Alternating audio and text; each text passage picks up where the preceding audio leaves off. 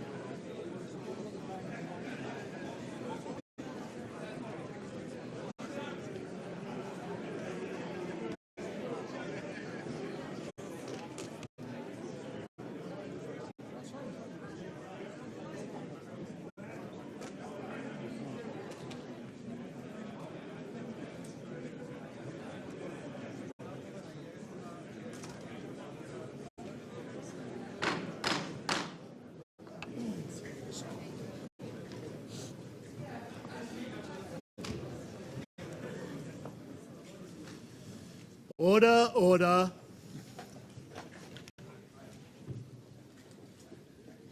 Good afternoon to you all. Let me welcome you all to the 26th meeting of the Ukraine Defence Contact Group. 46 nations and partners in the room this afternoon at 1 week's notice. Thank you for being here. Thank you for making yourself available. A coalition stretching from the Indo-Pacific to South America. And it's a pleasure to be joined by Secretary Hegseth, who confirmed to me this morning the US's continued commitment and involvement to the UDCG. We all wish you all success in your new job. Friends, we meet at a moment of great consequence. 2025 is the critical year for the war in Ukraine. Ukrainians continue to fight with huge courage, military and civilians alike. Their bravery, fused with our support, has proved a lethal combination. Putin believed he would win this war in 3 days. But now, nearly 3 years on, 850,000 Russians have been killed or wounded. But while Russia is weak, it remains undeniably dangerous and is slowly taking ground. President Trump and President Zelensky have both spoken of their desire to achieve peace through strength. And it's the commitments here through this contact group that provides the strength to achieve that peace. And our job as defence ministers is to put into the hands of the Ukrainian warfighters what they need to fight and what they need to help force Putin to the negotiating table.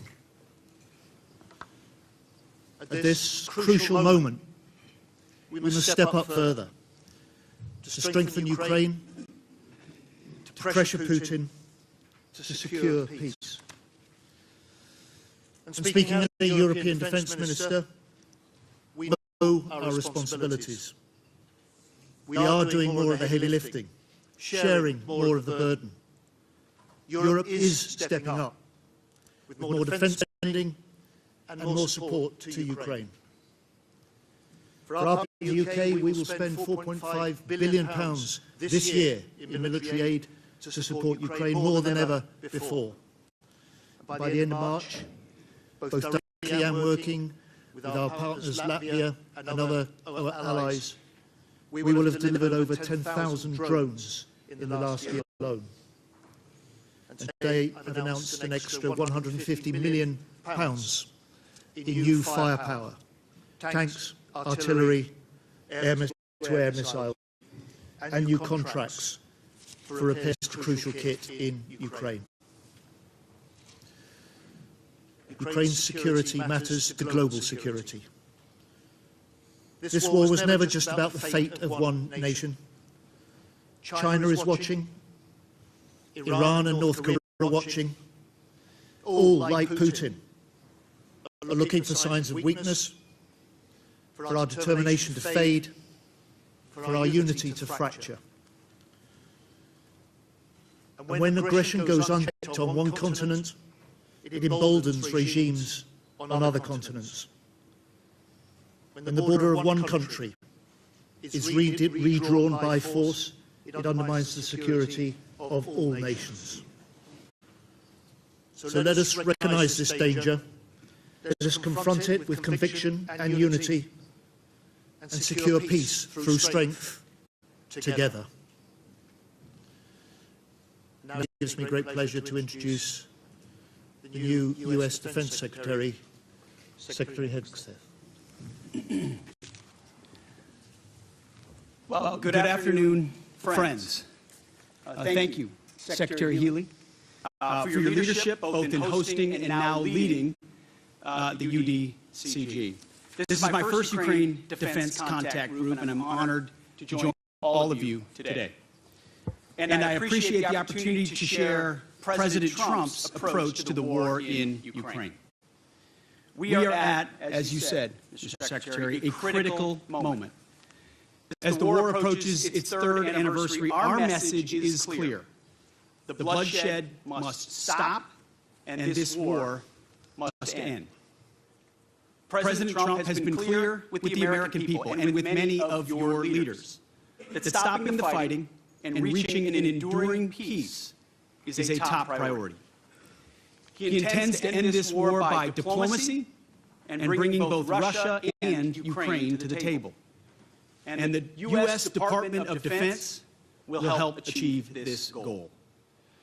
We will only end this devastating war and establish a durable peace by coupling Allied strength with a realistic assessment of the battlefield. We want, like you, a sovereign and prosperous Ukraine. But we must start by recognizing that returning to Ukraine's pre-2014 borders is an unrealistic objective. Chasing this illusionary goal will only prolong the war and cause more suffering. A durable peace for Ukraine must include robust security guarantees to ensure that the war will not begin again. This must not be Minsk 3.0. That said, the United States does not believe that NATO membership for Ukraine is a realistic outcome of a negotiated settlement. Instead, any security guarantee must be backed by capable European and non-European troops. If these troops are deployed as peacekeepers to Ukraine at any point, they should be deployed as part of a non-NATO mission, and they should not be covered under Article 5. There also must be robust international oversight of the line of contact. To be clear, as part of any security guarantee, there will not be U.S. troops deployed to Ukraine. To further enable effective diplomacy and drive down energy prices that fund the Russian war machine, President Trump is unleashing American energy production and encouraging other nations to do the same. Lower energy prices, coupled with more effective enforcement of energy sanctions, will help bring Russia to the table. Safeguarding European security must be an imperative for European members of NATO. As part of this, Europe must provide the overwhelming share of future lethal and non-lethal aid to Ukraine. Members of this contact group must meet the moment. This means donating more ammunition and equipment, leveraging comparative advantages, expanding the defense industrial base, and importantly, leveling with your citizens about the threat facing Europe. Part of this is speaking frankly with your people about how this threat can only be met by spending more on defense. 2% is not enough. President Trump has called for 5%, and I agree.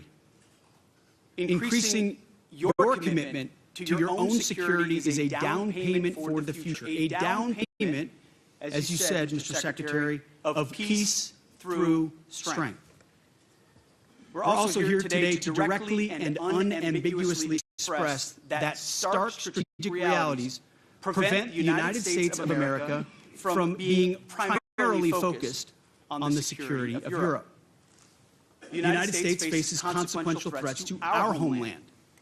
We must and we are focusing on security of our own borders. We also face a peer competitor in the communist Chinese, with the capability and intent to threaten our homeland and core national interests in the Indo-Pacific.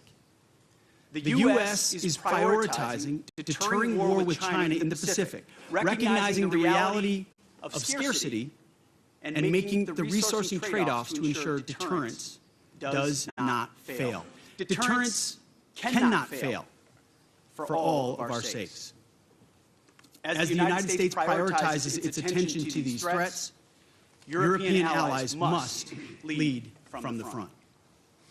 Together, we can establish a division of labor that maximizes our comparative advantages in Europe and Pacific, respectively.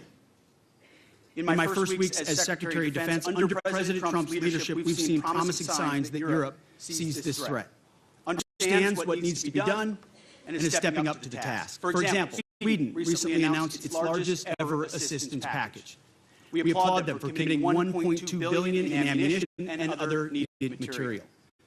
Poland is spending 5% of GDP on defense already, which is a model for the continent. And 14 other countries are co-leading capability coalitions. These groups are doing great work to coordinate Europe's contributions of legal assistance across 8 key capability areas. These are first steps. More must still be done. We ask each of your countries to step up on fulfilling the commitments that you have made. And we challenge your countries and your citizens to double down and recommit yourselves not only to Ukraine's immediate security needs, but to Europe's long-term defense and deterrence goals. Our transatlantic alliance has endured for decades, and we fully expect that it will be sustained for generations to come. But this won't just happen. It will require our European allies to step into the arena and take ownership of conventional security on the continent. The United States remains committed to the NATO alliance and to the defense partnership with Europe. Full stop. But the United States will no longer tolerate an imbalanced relationship which encourages dependency. Rather, our relationship will prioritize empowering Europe to own responsibility for its own security. Honesty will be our policy going forward, but only in the spirit of solidarity. President Trump looks forward to working together, to continuing this frank discussion amongst friends, and to achieve peace through strength together. Thank you. No questions, I'm afraid. Secretary Hegseth, we hear you. We hear your commitment to NATO, to Article 5, to a sovereign Ukraine, and to your defence partnership with Europe. We also hear your concerns. On stepping up for Ukraine, we are and we will. On stepping up for European security, we are and we will. And you've spoken about peace through strength. We are 50 nations strong here, all determined to put an end to Putin's war, to do so together. Ladies and gentlemen, we have work to do. I will now ask the media to leave.